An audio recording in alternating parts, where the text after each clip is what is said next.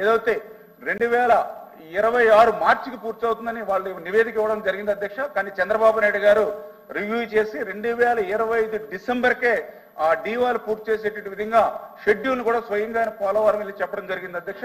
అంచేత 2025 డిసెంబర్ కల్లా ఈ యొక్క డయాఫ్రమ్ వాళ్ళు పూర్తి చేసేటువంటి విధంగా ఆ షెడ్యూల్ పనులు సక్రమంగా జరిగేటువంటి విధంగా బాధ్యత తీసుకుంటాం అధ్యక్ష.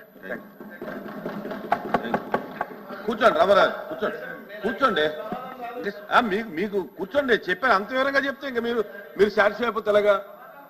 అల్వాబి గారు కూర్చోండి రామరాజు. 1 minute. లేకపోతే ఎత్తకం రాక్ఫిల్ డ్యామ్ నష్టపోవడం వల్ల కానీ ఇప్పుడు డయాఫ్రమ్ వల్ల నష్టపోవడం కానీ టోటల్ ప్రాజెక్ట్ మీద కలిగిన నష్టం ఎంత అని నేను అడిగాను గౌరవ మంత్రి గారిని. అది నాకు సమాధానం చెప్పాలి మంత్రి గారు. చెప్తారు కూర్చోండి. అల్వాబి గారు అభ్యంతరం లేకపోతే ఒక విషయాన్ని ఒక సెకండ్ సార్ అపార్థం చేసుకోవద్దు. నేను క్వశ్చనీర్లో నేను సెక్రటరీ కూడా కాదు. అంటే 2 సంవత్సరాలు సమయం వేస్ట్ అయిందన్నారు కదా. 2004లో 2007లో దీని ఫౌండేషన్ వేసిన తర్వాత 2014 వరకు కార్యక్రమం జరిగిన తర్వాత రాష్ట్ర విభజన జరిగింది. విభజనలో వచ్చి ఇది కేంద్ర ప్రాజెక్ట్ కింద దీన్ని తీసుకున్న విషయాన్ని కూడా ప్రధానమంత్రికి తెలుసు, మంత్రి గారికి కూడా తెలుసు, సభకు కూడా తెలుసు. మరి 14 నుంచి 16 వరకు ఆ 2 సంవత్సరాలు అసలు ఇటుకు కూడా ఇక్కడ 2 సంవత్సరాలు ఎందుకు ఖాళీ పెట్టారో మరి భగవంతుడిగా తెలియదు అధ్యక్ష. ఆ విషయాన్ని కూడా మంత్రి గారు ఇందాక అన్నారు కదా, 2 సంవత్సరాలు ఖాళీ పెట్టారు చూడలేదు. అందుకే ఈ 2 సంవత్సరాలు ఎందుకు ఖాళీ పెట్టారో మరి అది వారు దానికి కూడా సమాధానం చెప్తే బాగుంటుందని నా ఉద్దేశం అధ్యక్ష. ధన్యవాదాలు అధ్యక్ష. ఎందుకంటే కొద్దిగా మనము రాజకీయాల కారణాలతో కాకుండా కొద్దిగా దాని మీద స్టడీ చేసి మనం అడిగితే కొంచెం మంచిదని నా అభిప్రాయం అధ్యక్ష. ఏదైతే 2014లో మన ప్రభుత్వం వచ్చినప్పుడు ఆ రోజు ట్రాన్స్ట్రాయ్ అని అక్కడ ఏదైతే ఏజెన్సీ ఉందో అధ్యక్ష, అయితే ఆ ట్రాన్స్ట్రాయ్ ఆ యొక్క పనులు పూర్తి చేసేటువంటి పరిస్థితిలో లేనిటువంటి స్థితిలో మళ్ళీ ఆ వర్క్స్ ను క్యాన్సిల్ చేసి మళ్ళీ టెండర్స్ పిలిస్తే మళ్ళీ ఇంకా ఎక్కువ సమయం అవుతుందనే ఉద్దేశంతో 1కి 10 సార్లు మళ్ళీ సిడబ్ల్యూసి అంటే ఇదేమి రాష్ట్ర ప్రభుత్వం ఇండివిజువల్ గా నిర్ణయాలు తీసుకోవడానికి ఇండివిజువల్ గా డిజైన్ చేయడానికి మనకు లేదు అధ్యక్ష. ఏదైతే పోలవరం ప్రాజెక్ట్ అథారిటీ అదేవిధంగా సిడబ్ల్యూసి వాళ్ళు ఇచ్చినటువంటి గైడెన్స్ ప్రకారం, వాళ్ళు ఇచ్చినటువంటి డిజైన్స్ ప్రకారం, వాళ్ళు ఇచ్చినటువంటి డైరెక్షన్ ప్రకారం మనం చేయాలి. ఆ రకంగా ట్రాన్స్ట్రాయ్ చేయలేనటువంటి స్థితిలో కూడా పనులు మళ్ళీ ఆలస్యం అవ్వకూడదు. ఎందుకంటే గతంలో ఏదైతే కిరణ్ కుమార్ రెడ్డి గారి సమయంలో కూడా 5 సంవత్సరాలు ఆ ట్రాన్స్ట్రాయ్ కనీసం పనులు చేయకుండా వృధాగా గడిపేసినటువంటి పరిస్థితి అధ్యక్ష. అందుకే మళ్ళీ చంద్రబాబు నాయుడు గారు ఏదైతే మరి ఆల్టర్నేటివ్ కూడా అరేంజ్మెంట్ చేసి కొన్ని ఏదైతే బెకం ఇప్పుడు ఏదైతే అంతర్జాతీయంగా కూడా గేట్స్ లో కానీ ఇట్లో కానీ వాళ్ళకి మంచి పేరున్నటువంటిది, అదేవిధంగా బావర్ ఏదైతే డయాఫ్రమ్ వాళ్ళలో వరల్డ్ లో వాళ్ళకి బాగా పేరునిక్కనటువంటి వ్యవస్థ. అంటే ఇట్లా ఏదైతే వరల్డ్ లో కొద్దిగా ఈ నిర్మాణంలో ఎవరికైతే ఎక్స్పీరియన్స్ ఉందో వాటిని అన్నింటినీ కూడా ఇంక్లూడ్ చేసి వాటిని పూర్తి చేశాం. ఇప్పుడు గౌరవ ఎవరైతే ఇప్పుడు మాట్లాడారో సభ్యులు, మరి మేము పూర్తి చేశామని చెప్తున్నాం డయాఫ్రమ్ వాళ్ళు.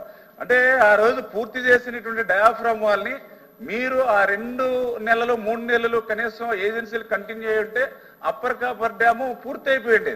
అప్పర్ కాపర్ పూర్తి అయిపోయి ఉంటే అసలు మీకు డయాఫ్రమ్ వాళ్ళకి మీద వాటర్ లేటువంటి అవకాశమే లేదు. అంచేత నేను ఆ ఉద్దేశంతో చెప్పడం జరిగింది. ఏదైతే ఆ 20% గ్యాప్ కనుక మీరు ఫిల్ చేసేసి ఉంటే ఇప్పుడు ఆల్రెడీ ఇప్పుడు పూర్తే ఉంది, అప్పర్ కాపర్ డ్యామ్ పూర్తే ఉంది. అందుకే ఇప్పుడు ఏదైనా ఫ్లడ్ కానీ ఇవి కానీ మనకు వచ్చేటువంటి పరిస్థితి లేదు. ఇప్పుడు వర్క్స్ జరుగుతూ ఉన్నాయి.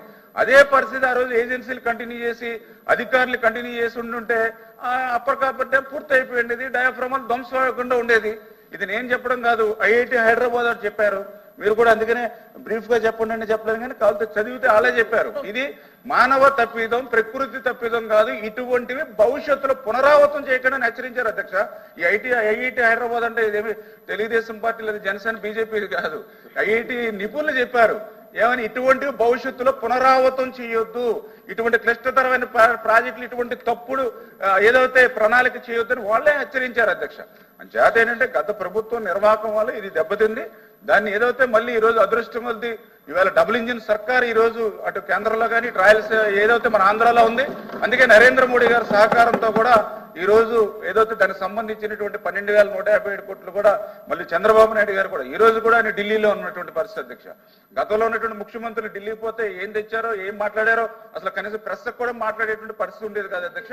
కానీ ఈ రోజు చంద్రబాబు నాయుడు గారు పోతే ఈవేళ ఒక స్టీల్ ప్లాంట్ నిధులు తెస్తా ఉన్నారు, ఒక అమరావతికి నిధులు తెస్తా ఉన్నారు, ఒక రైల్వే జోన్ తెస్తా ఉన్నారు, ఒక పోలవరం తెస్తా ఉన్నారు, ఒక పరిశ్రమలకు మొన్న నరేంద్ర మోడీ గారు వస్తే విశాఖపట్నంలో 6 లక్షల కోట్లకి పెట్టుబడులకి ఆ రోజు శ్రీకారం చుట్టినటువంటి పరిస్థితి అధ్యక్ష.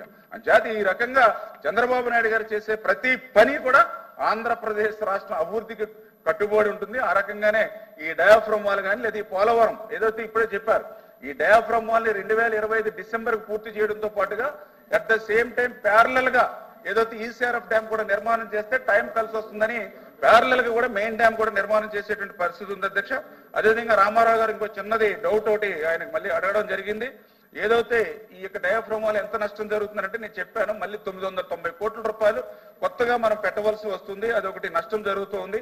అదేవిధంగా రివర్స్ టెండరింగ్ అని చెప్పి ఆ రోజు 600 కోట్లు నాకు తెలుసుండి 5 సంవత్సరాలు ఆలస్యం అవడం అంటే అక్కడ ఏదైతే మనం ఇప్పుడు ఈ ఎలక్ట్రికల్ సంబంధించినటువంటి ప్రాజెక్ట్ ని మనం దాన్ని మెగావాట్స్ మనం ఉపయోగించుకోలేకపోతూ ఉన్నాం. మరి ఏదైతే ఆ సాగునీరు త్రాగునీరు రాయలసీమకు కానీ ఇటు ఉత్తరాంధ్రకు కానీ 5 సంవత్సరాలు ఆలస్యం అవడంతో దగ్గర 50,000 కోట్ల రూపాయలు మినిమం అంటే మినిమము ఈ ప్రాజెక్టు ఆలస్యం అవడం వల్ల ఈ రోజు నష్టపోయిందని చెప్పేసి గౌరవ మరి రామారావు గారికి కూడా తెలియజేస్తున్నాను అధ్యక్ష.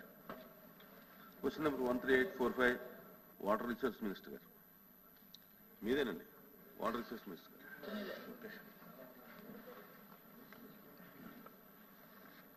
ధన్యవాదాలు అధ్యక్ష.